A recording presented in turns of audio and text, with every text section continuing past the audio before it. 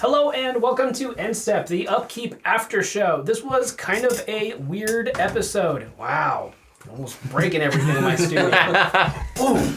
This was a weird episode. We had to spin a wheel for a random 2-color combination and build a deck with basically only cards that were already in our collection. And it was honestly a really interesting game, a lot of back and forth. At different points in the game, I felt like different people had the advantage. So really interactive, fun game. So we're going to spend a little bit of time today talking about it. If you haven't watched that game, go do that before finishing this one. What did you think of your color pair that you ended up getting stuck with? Let's just go around the table. Steven, you got Is It? Yes, I did. What'd you think? In the beginning, I was not satisfied with this choice. I did not want to do blue-red, but I thought building the deck was honestly pretty fun, and I usually don't like building decks, and I was very happy to see how it turned out overall.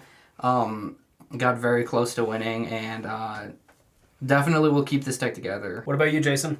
My deck did what it needed to do at certain points, and I had fun flipping the coins and seeing if I'd win the flip or not. Like it's fun, and I've always wanted to build a coin flip deck, and I always wanted to build a Rakdos deck. So you were pretty content with what you got. Yeah, and I think the deck is better than how it played. Mm-hmm. I think with just some more play tests, I would pilot it a little bit better, but also, I didn't get the best draws. But overall, I'm satisfied with it. I'm definitely going to keep this deck and keep playing with it and have a good time. What about you, Preston? I love making decks. It is my favorite part of Magic. Agreed. I love building decks more than I love playing. I hated this one. This is the least fun I've ever had trying to build a deck. And I've had other decks where I just gave up on them because I didn't end up liking them that much. I didn't think they were going to work. But the problem with Dimir is all the commanders do the exact same thing of either big sea creatures or zombies. And I didn't have enough stuff to do zombies. And I already have a big sea creature deck. This was like the one kind of different one I had enough stuff to build around. But even then, this is mostly just a deck I already had put together. Just swap out a couple cards here and there. That kind of leads into the next question, which is, if you could have chosen a color pair, like if you could have, of any of the 10 2-color color pairs, what would you have liked? Wait, how did you feel about your deck? I didn't. I don't like Gruul. I don't like playing big creatures that just stomp. I think that's silly. I like more value and interaction and stuff like that. But I ended up really liking it because I got to do like some sub themes. The Sensei's Divining Top, manipulating the top card of my library so I could try playing them, playing extra lands with my commander. And then also it was supposed to kind of be like a Voltron sub-theme with my commander, which we didn't really get to see, but I ended up thinking it was a pretty sick deck. But anyways, to the actual question at hand, which is, if you could have chosen a 2-color pair, what would it have been? I probably would have chosen green-white because, green's my favorite color, and I don't play white a lot, and I think I don't know what I would have as a commander, but I just think green-white would just be interesting for me to try out. What about you, Jason? I was happy with getting Rakdos. I don't know if you guys remember, but when we actually spun the wheel and got it, I was pretty excited because I wanted to build a Rakdos deck for a while. But if I didn't get Rakdos, I would probably have red-green might have been fun. I know that you said you're not a fan of Gruul, but I think that there's a lot of really fun combat-based stuff and werewolves. Well, there are werewolves, yeah. I don't know, because maybe white-blue, just because I've never built, Azorius? Azorius, yeah. I've never built that deck. I was happy with Rakdos, but if I didn't have Rakdos, I'd probably choose Azorius. What about you, Preston? I think I might have built a deck for each color combo at this point, except for Gruul. So that would have been a cool one, but honestly, I think I would have been fine with just about anything other than Dimir. So you're the only one who doesn't like Gruul. Yeah, I guess so. Maybe there's something wrong with me, but I would have also either chosen Azorius or Selesnya. I have a kind of Selesnya deck that I have, but it doesn't have any love or attention. It's just green or white cards that I like, but I'm not using in another deck. They just go in there. So it would have been kind of nice to spend some actual time and attention on it. Or Azorius, I used to have a Grand Arbiter deck that was amazing. It was so mean and so stupid. And it could have given me an excuse to rebuild it. That would have been kind of funny. But maybe it's for the best that didn't happen. But with that said, whose deck at the table ended up being your favorite? Mine. I'm sorry. It's just I was not expecting to like my deck, and then I turned out to really enjoy building it.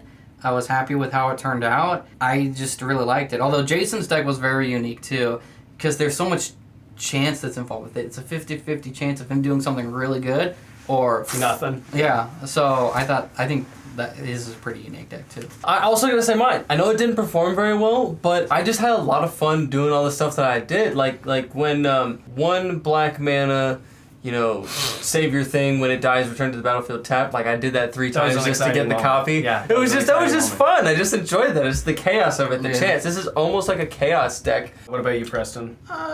Not to join on the bandwagon, but yeah, probably Jason's. Again, I do like Gruul, so those two are both pretty cool.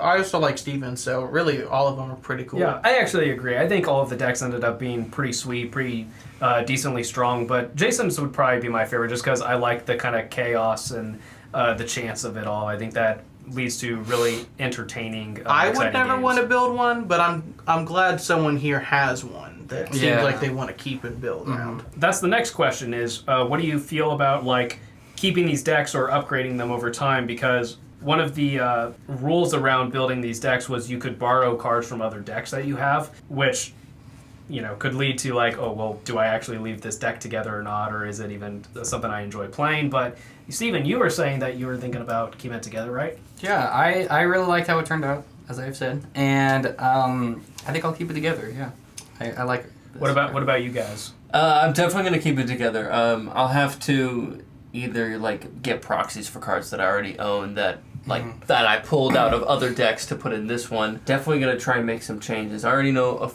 at least one card we talked about before filming this that I'm gonna definitely put in here. Well, 80% of my deck is just a deck I already own, so I'm just gonna put it back to what it was before. It's your Gigan deck, right? Yeah. Yeah. And if you want to see his Gigan deck in action, check out episode 0 of Upkeep, which we'll link up above. I love that deck. Yeah, it's really cool. For me, I really liked this deck. I think it ended up being really cool, but I ended up having to borrow way too many cards from other decks. It would just be a pain in the butt for me to leave this together. But, and also, as you could kind of tell, this game ran really long, and a big part of why it ran long was because I kept tutoring for lands, which I don't really like. I think that makes the game take way too long. So I want to keep this deck list on hand because we are eventually going to be starting a Magic Online series. And I think that I could keep this deck, upgrade a little bit, and play it on Magic Online, where the tutoring and the shuffling doesn't take nearly as long as it does in paper. So that's my answer. As cool as it is, I'm not going to keep the paper version of it together. Are there any cards in your deck that you think were really sweet that you didn't get to showcase? Oh, definitely. A big one is Vidalcan Humiliator. It's a Vidalcan wizard for 3 and a blue, 3/4 creature. Whenever he attacks, if you control 3 more artifacts, creatures your opponents control lose all abilities and have base power and toughness 1/1 until end of turn. That card would have been great. It makes blocking basically impossible. Yeah, I do have Joyra Weatherlight Captain in the 99. I feel like it's good in the 99, but it'd also be a good commander. The reason why I chose Joyra Ageless Innovator instead is because Jason already has a Joyra Weatherlight Captain deck, and I just didn't want to do the same thing. It's pretty good. It is. That's the solitaire deck. That's the we talked solitaire about. deck. 2 thick boys I'd like to mention are Cityscape Leveler for 8 mana, 8/8 artifact construct with trample whenever you cast a spell, and whenever he attacks, destroy up to 1 target non-land permanent. Its controller creates a tapped Power Stone token, and it has Unearth for 8 colorless. Another one is Skitterbeam Battalion for 9 colorless mana. It's a 4/4 artifact construct with trample haste, and when he enters the battlefield, if you cast it, create 2 tokens or copies of it. And it also has a prototype, 3 and 2 red, and it'll be a 2/2 creature. Yeah, those are pretty cool. It's a couple new cards in there too. Yes. What about you, Jason? I would have liked to have gotten Krark's Thumb out. I mean, obviously, it'd be on theme with Krark, but also it really plays into his ability very well. I also have a couple of cards in here that synergize with flipping coins. Like this is one of them. You know, which says when you win a coin flip, create 2 treasure tokens. I have another card in here that I didn't pull out. That's whenever you flip a coin, you add like an experience counter to it. And then if you have 10 or more experience counters, you win the game. And the Fiery Gambit, this is a really cool one because with Quark's Thumb especially, I feel pretty confident about getting to winning 3 flips. If you win 1 or more flips, it deals 3 damage to a target creature. If you win 2 or more flips, it deals 6 damage to each opponent. And then if you win 3 or more flips, draw 9 cards and untap all lands you control. So it's a really, really cool card. And then, you know, with Quark itself casting this, I get to copy it so I can do it all over again. And it's just a lot of coin flipping happening and it'd be really cool. So these were some cards that I wish I had gotten to play. But, you know, the more I play this deck, the more that I'll be able to get to them, you know. I also would like to point out that even like when the stakes were low, whenever you flipped, it was just exciting. It's always so much fun. What about you, Preston? Are there a couple cards you wanted to point out? Okay, so the 2 cards I'm going to point out, like, they help my commander, because normally with my commander, I have to hit each opponent 3 times while they have a non-commander, non-token creature out for me to exile. But in my deck, I have Heirloom Blade, which is an artifact equipment for 3. Equipped creature gets +3/+1 when it dies. I reveal cards from the top of my library until I reveal a creature card that shares a creature type with it, put it on into my hand, put the rest on the bottom of my library in random order, equip 1. The only creature in my entire deck that shares a creature type with my commander is Ramses Assassin Lord. For 2, a blue and a black, he's a 4/4 human assassin. They're both assassins. He has Death Touch. Other assassins I control get +1/+1. And whenever a player loses the game, which is something built into my commander, if they were attacked by an assassin you controlled, you win the game. So then it becomes you only have to kill 1 player and then you won. Yeah. I mentioned in the game that there was a specific card I was looking for that created this 2-card combo with another card that was already in my hand. It requires a decent amount of mana to do it, which is why it never, like, even if I had spent time digging for it, even if I got it, it probably wouldn't have been good enough to do it. But the card that was in my hand was Sylvan Awakening. So for 2 and a green, it's a sorcery that says, until your next turn, all lands you control become 2/2 elemental creatures. With reach, indestructible, and haste, they're still lands. Which, that by itself would have been able to do a lot of damage, but it wouldn't, I don't think, could have won me the game. I did the math a couple times, and I spent so much time digging that I think that if I would just dedicate to just doing it right away, I probably could have killed someone with it. But I wanted to compare it with this card, which is Splendid Reclamation. For 3 and a green, it's a sorcery that says return all land cards from your graveyard to the battlefield tapped. So what I would have been able to do is, if I could dig into it, get the Splendid Reclamation, return all the lands from my graveyard to the battlefield, and then by the time it was my turn again, I would have been able to Sylvan Awakening. That definitely would have won me the game. But I won anyway, so I guess it didn't really matter all that much. But last question I have for today is, we're currently in the process of trying to decide what games we're playing in Season 2. We only have 1 more game left in Season 1. Would you guys like to do a theme like this again? Whether it be random 2 colors again, or maybe we do like something random. So either random 2 color again, or we could do random 3 color. We could do random 1 color. We could do random archetype. I was we going to could say do random tribals. I was literally thinking about that. You just can't do one that you already have. Yeah. Sadly, And no werewolf slivers. No Because slivers. we don't want to just guarantee somebody a win. Slivers are not that strong anymore. We're fine. What do you guys think about like something random?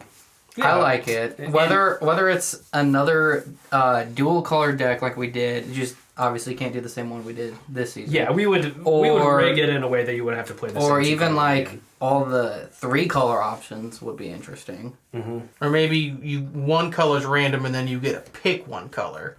So you have a bit of a lifeline.